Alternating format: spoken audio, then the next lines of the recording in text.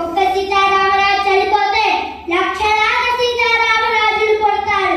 ఒక్కొక్కడు ఒక్కొక్క విప్లవ వీరుడే విజృంభించి బ్రిటిష్ సామ్రాజ్య పునాదులు పెళ్లగిస్తారు. సీతారామరాజు ఒక వ్యక్తి కాదు, సమూహపు శక్తి, సంగ్రామ వేడి, స్వాతంత్ర నినాదం, స్వేచ్ఛా భారతం.